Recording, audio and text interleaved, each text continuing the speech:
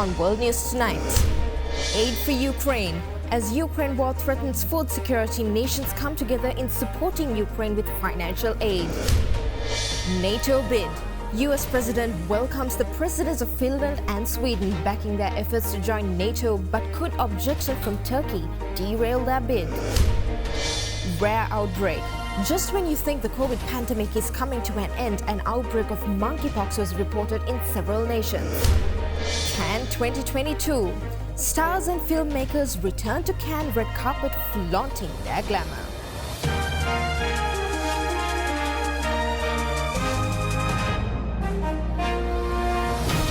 This is Derana World News Tonight. Reporting from Colombo, here is Suzanne Shanali. Good evening and thank you for joining us on World News Tonight. The group of 7 nations has pledged over $18 billion of financial assistance to shore up the Ukrainian government's finances. This comes as the United States overwhelmingly approved more aid for the war-torn country. Finance ministers of the G7 agreed to provide $18.4 billion worth of financial assistance for Ukraine.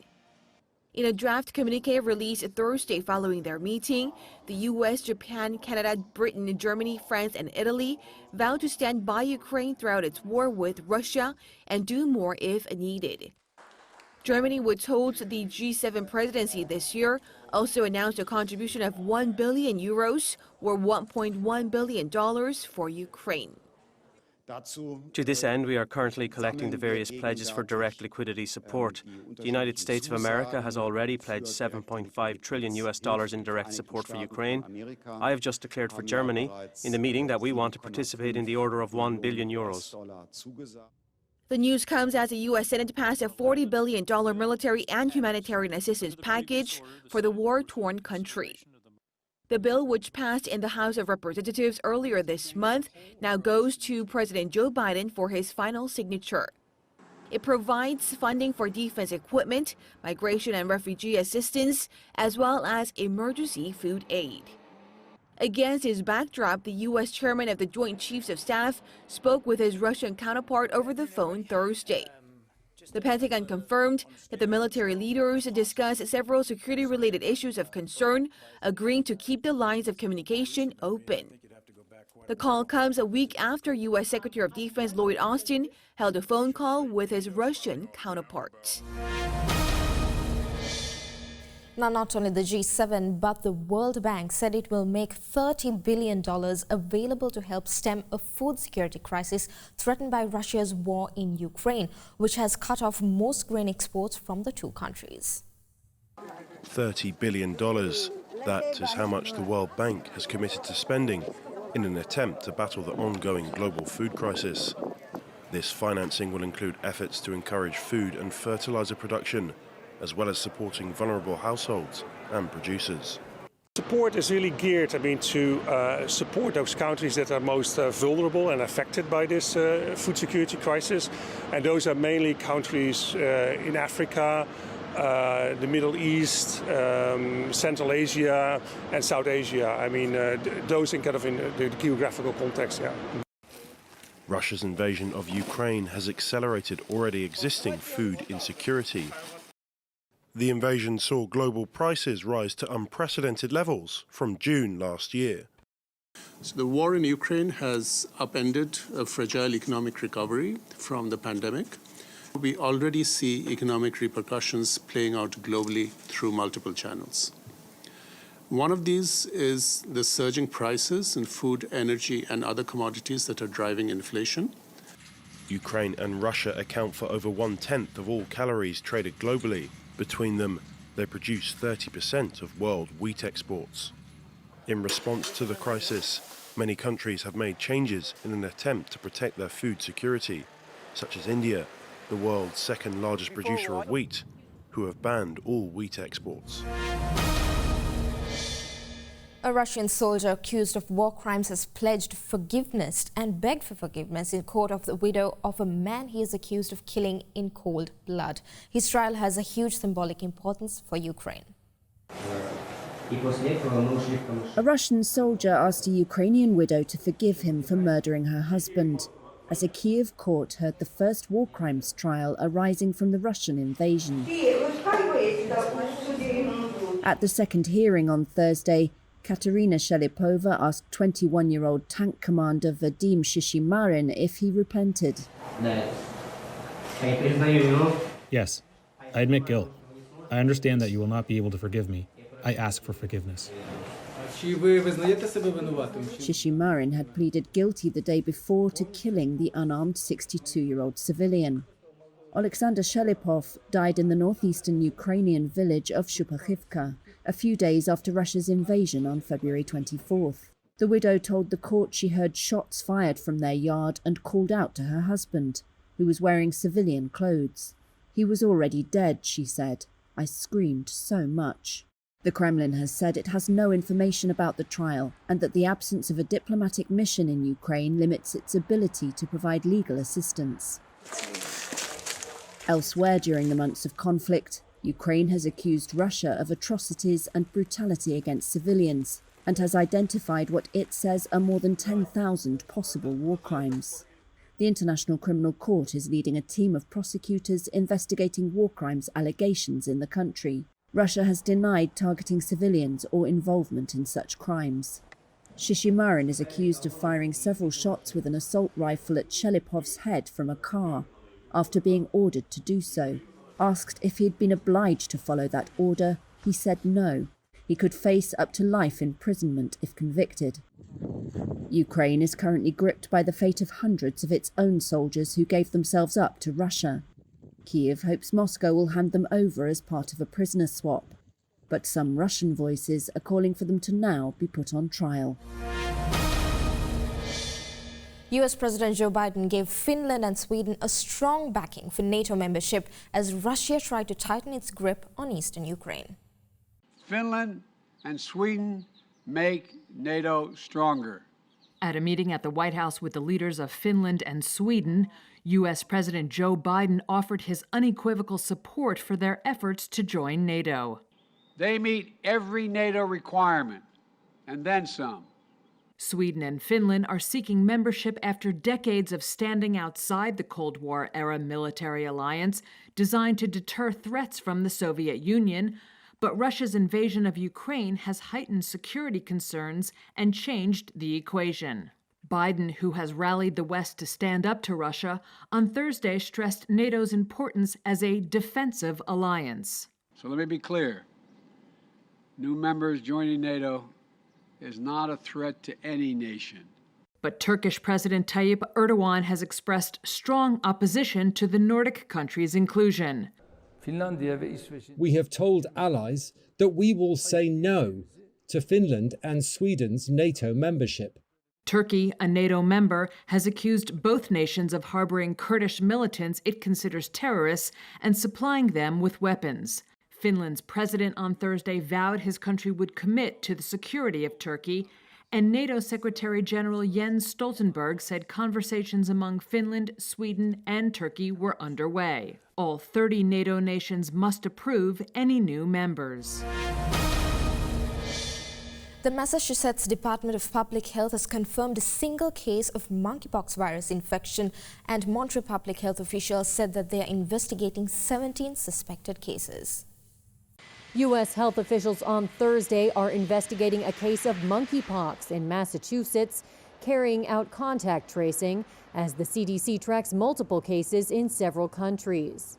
Health officials said the patient, who is being treated at Massachusetts General Hospital, is a man who had recently traveled to Canada, where on Thursday, health officials there said they are investigating 17 suspected cases of monkeypox in Montreal. In the past 2 weeks, monkeypox has been identified in Portugal, Spain, and Britain. On Thursday, France said it was investigating its first suspected case in the Paris area. Monkeypox is a rare viral infection similar to human smallpox and mostly occurs in West and Central Africa. Symptoms include fever, headaches, and a distinctive bumpy skin rash starting on the face and spreading to the rest of the body. While the global spread is causing some concern among public health officials, the virus does not transmit easily. Most people will recover in a few weeks. Others may be hospitalized, and in some cases, the virus can be fatal. Let's go into a short commercial break. We'll be back soon with more world news.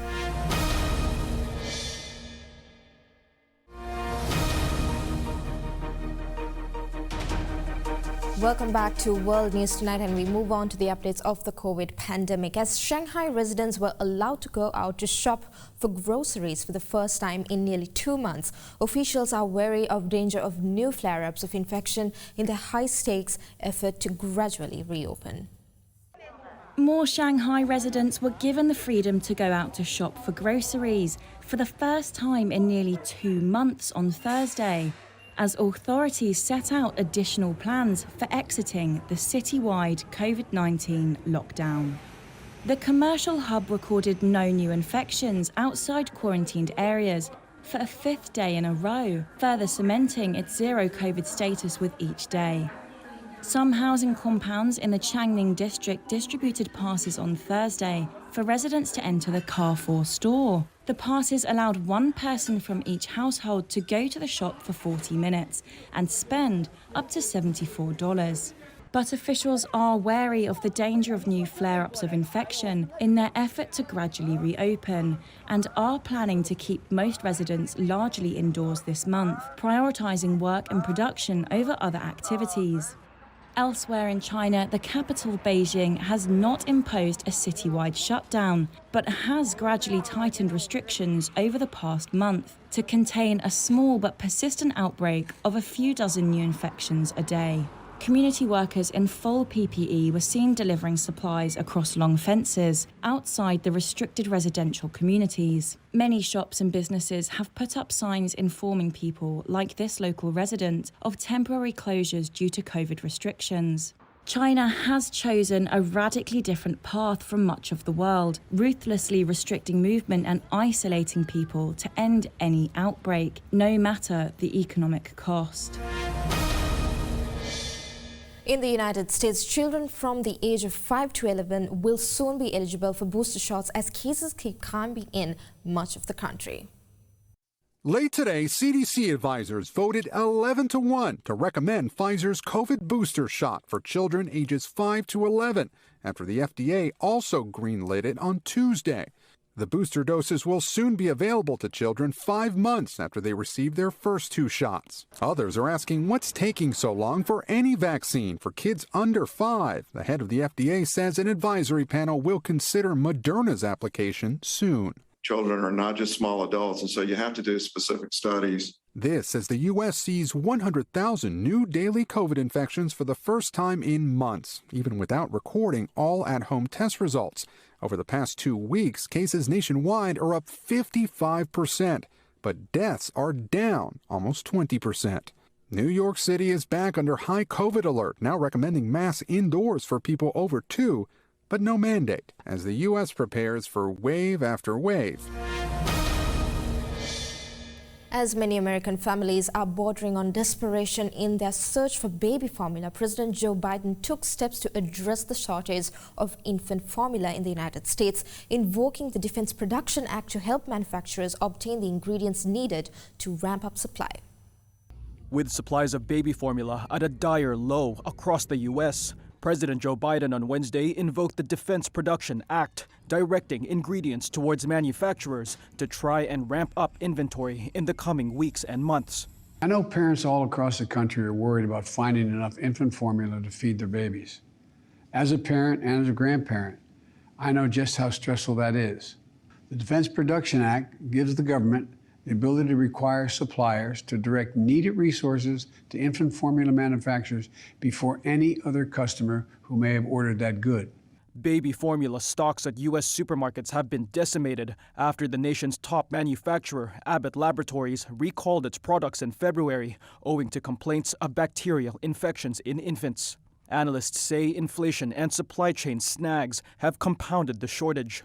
Biden said he would also bolster supplies by stepping up efforts to import baby formula from overseas. I'm also announcing Operation Fly Formula. I've directed the Department of Defense and the Department of Health and Human Services to send aircraft, planes overseas to pick up infant formula that meets U.S. health and safety standards so we can get it on the store shelves faster. And I've directed my team to do everything possible to ensure there's enough safe baby formula and that it's quickly reaching families that need it the most. This is one of my top priorities, and I'll continue to keep you updated on our progress. On Monday, Abbott said it had reached an agreement with health regulators, a major step towards resuming production at its key plant in Michigan.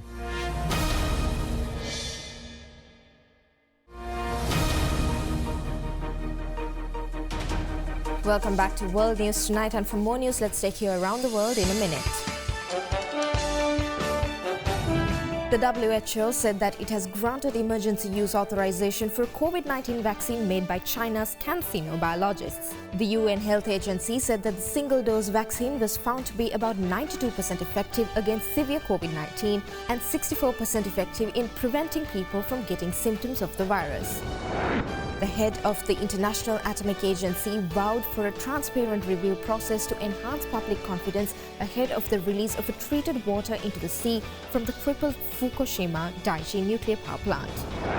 Indonesia will lift its export ban on palm oil. President Joko Widodo said that the country's supply of bulk cooking oil has now reached a level greater than its domestic market demands.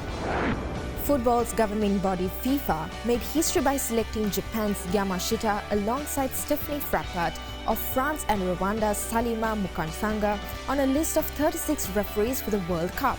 3 women officials were also named on the list of 69 assistant referees for the first time.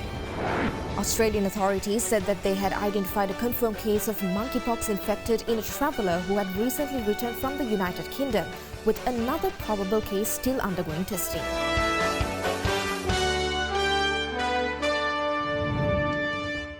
Tesla no longer qualifies for inclusion in the S&P 500 ESG index. It's a call that is likely to surprise investors with the potential for a modest impact on the stock price.